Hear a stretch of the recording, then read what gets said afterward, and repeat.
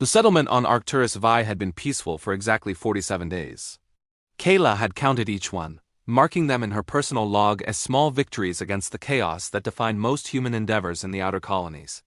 She stood at the observation post, watching the Velhari cubs playing in the courtyard below, their rust-colored fur catching the amber light of the binary sunset. Among them, Rin tumbled and pounced with characteristic enthusiasm, her smaller frame making her more agile than her littermates. At 6 cycles old, she was the youngest of the group, and somehow she had attached herself to Kayla with a devotion that both warmed and worried the human. "Security Officer Kayla," crackled the cum in her ear. "Perimeter scan complete." "All clear." She acknowledged the report but didn't relax. Humans had a saying, peace was just the moment between storms. The Velhari didn't think that way. They were optimists by nature, a species that had evolved on a world without apex predators, where cooperation meant survival and trust was instinctual rather than earned. It made them terrible at war. It made them extraordinary at everything else. The explosion of warning klaxons shattered the evening calm. Kala's training kicked in before conscious thought could catch up. Her eyes swept the courtyard, counting cubs, identifying threats, calculating vectors. The scanner feeds flooded her neural display with data. 3 hostiles, incoming fast, armed with plasma charges, and her blood froze. A grenade arced through the air in a lazy parabola, its trajectory computer-precise and absolutely lethal. It would land in the center of the courtyard. The cubs scattered in panic, running in every direction except away, their instincts useless against weapons they couldn't comprehend. Rin stood frozen, her golden eyes wide with terror, directly in the blast zone. Kayla vaulted over the railing. The 3-story drop should have shattered her legs, but the combat exosuit absorbed the impact, hydraulics screaming in protest. She had 2 seconds, maybe 3. The grenade's timer blinked red in her augmented vision, counting down with mechanical indifference. 1 second. She sprinted, her enhanced muscles burning through oxygen reserves at an unsustainable rate. 2 seconds. Rin finally moved, but in the wrong direction, toward the grenade rather than away. Kella's arm shot out, and she hurled the cub backward with carefully calculated force. Rin tumbled across the courtyard, clear of the kill radius. 3 seconds. Kayla didn't think. Thinking was for people who wanted to survive. She threw herself on top of the grenade, curling her body around it, using her mass and armor to contain the blast. Her suit's shields flared to maximum, creating a bubble of compressed energy that would channel the explosion inward rather than outward. Into her. The last thing she registered was the heat, not painful but absolute, like being unmade at the molecular level. Then darkness swallowed everything. Consciousness returned in fragments. First pain.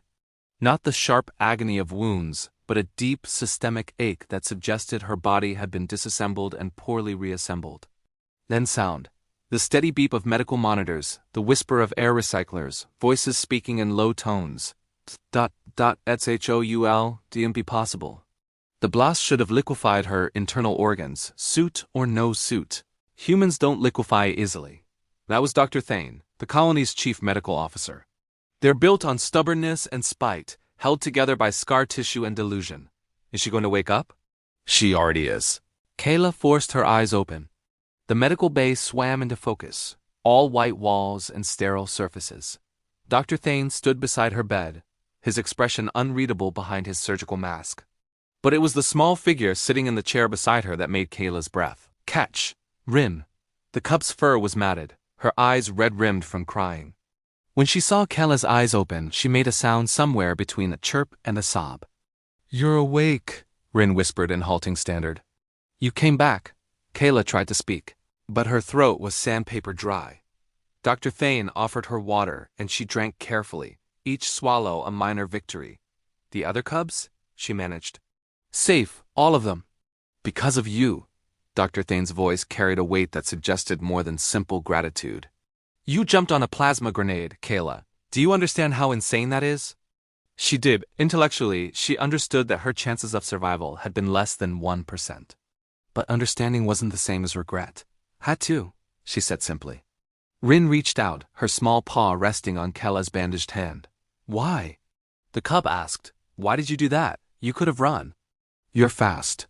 Kayla looked at the cub, at those wide golden eyes that still held innocence despite the violence they'd witnessed. How did you explain to a species that had never known predation why a human would choose certain death to protect the young? Because, Kayla said slowly, where I come from, we have a rule. The strong protect the weak, the old protect the young. And if you have to choose between your life and a child's life, there's no choice at all. That's illogical, Dr. Thane observed, but his tone was gentle. You're valuable, trained, experienced. From a purely utilitarian perspective, sacrificing yourself for— Don't, Kala interrupted, her voice harder than she intended. Don't finish that sentence. Rin's paw tightened on her hand. My mother says humans are crazy, the cub said. But the good kind of crazy. The kind that runs toward danger instead of away. Your mother is wise, Kala said, managing a weak smile. And yes, we're crazy. We evolved on a death world where everything wanted to eat us. So we learned to be stubborn about surviving. And about protecting our own. Am I your own? Rin asked, and the vulnerability in her voice made Kala's chest ache more than her injuries. Yes, Kala said without hesitation. You are. Dr. Thane cleared his throat. For the record, you're going to be in here for at least another week. You've got 3 cracked ribs, a punctured lung that we had to regrow, burns over 40% of your body, and a concussion that would have killed most species. You're lucky your suit took most of the blast. Lucky, Kayla repeated, tasting the word. It felt wrong somehow, too small for what had happened. Rin curled up in the chair, refusing to leave despite Dr. Thane's protests. As Kayla drifted back toward sleep, she heard the cub whisper, "Thank you for jumping."